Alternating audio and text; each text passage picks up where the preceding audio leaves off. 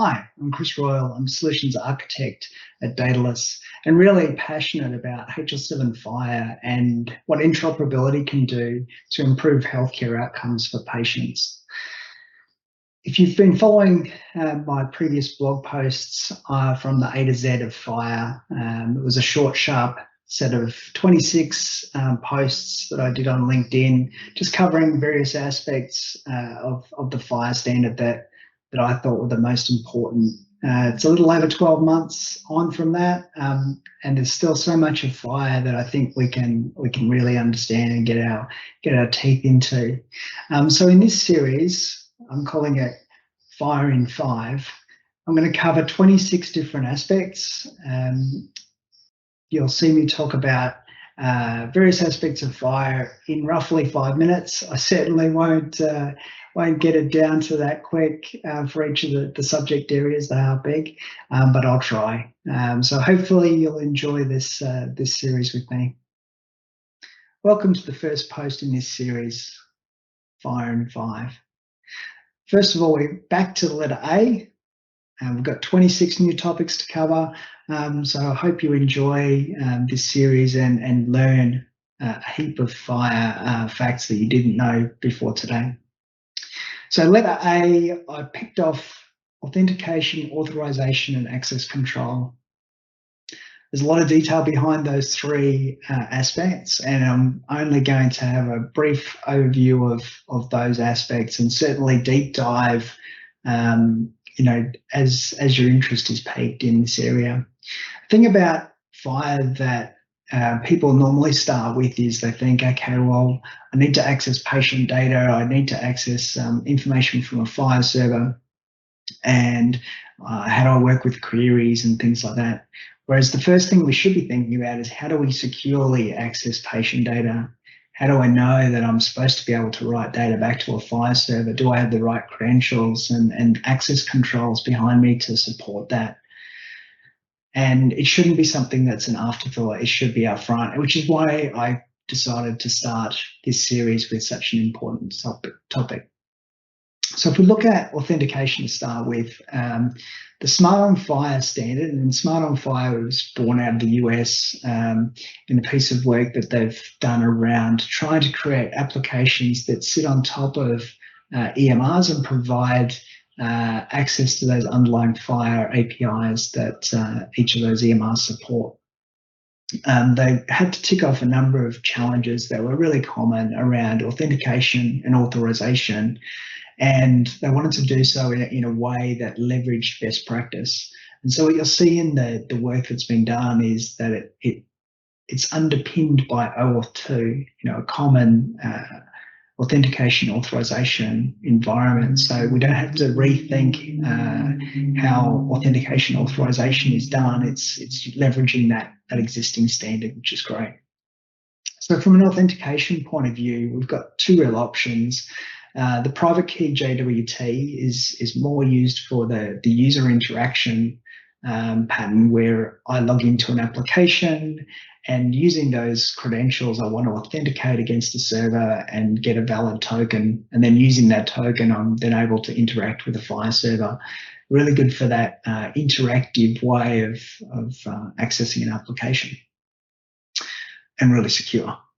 The client secret method is more for back-end trusted server communication, where the server's not logging in as a particular user. They're performing back-end service commands.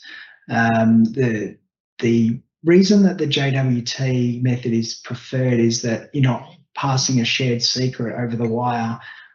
It's that token that's being shared for each individual request.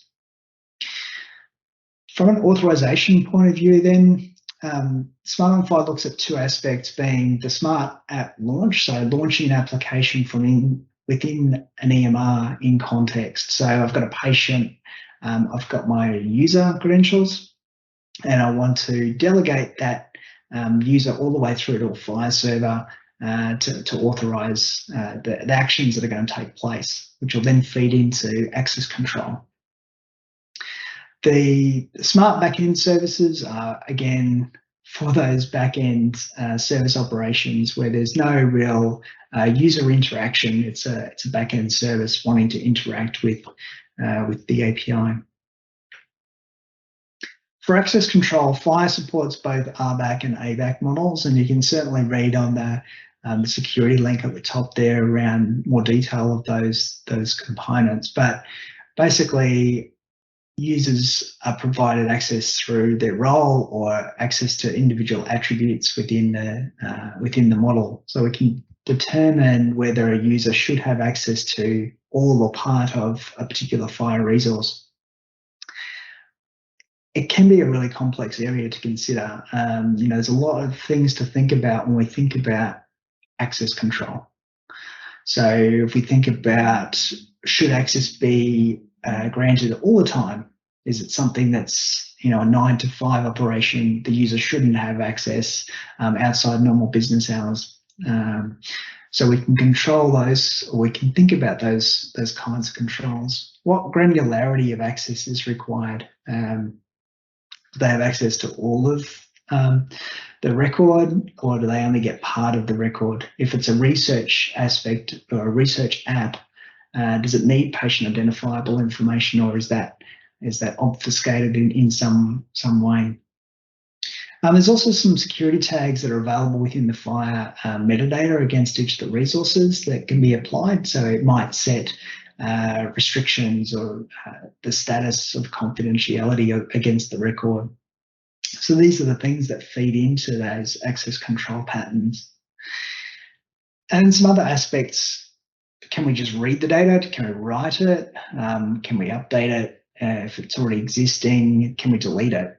What are those actions that we might want to take against the FHIR server, and does our user have permission to do so? And then some of the nuances of the query strings that FHIR allows you to do. Does the access control layer stop you? So if we think about things like underscore includes, so I could be querying for all encounters for a particular date range, or all inpatient encounters or something for a range. And I might say include the patient's information. Does my user have access to the patient resource or not? If it doesn't, then it shouldn't be returned in the query. So those access control things are considered as part of that piece. Also, is consent management managed? We'll talk later in the series around consent and the importance it plays in the standard. But how are those policy controls or how are those consent controls that the patient's asked for on the record managed through access control? But are there fail-safes as well? So I might have blocked access for my patient record, but under emergency situations, I want clinicians to be able to access it to help me as a patient. So if they do break the glass, what controls are in place to audit that information and provide information back to the users to make sure it's used in a valid way? As I mentioned before, there are a lot of things to consider in the security space. The good news is that it's using existing standards that are well known and well defined. OAuth 2 is used throughout the web. There's plenty of information online around how to interact with an OAuth 2 environment. And so it's not something that we've created as part of a healthcare standard. It's baked into existing patterns and processes. As part of Dataless's product portfolio, we have Digital Connect for Health, or DC4H. It's our interoperability platform that's purpose-built to include the aspects that I've just talked about relating to authentication, authorization, and access control. And importantly, how these then feed into consent management, so determining whether a patient has consented or not for their patient record or parts of their patient record to be accessed. And even the policy management aspects around which parts of a FHIR resource should be accessed and by which particular roles and rights.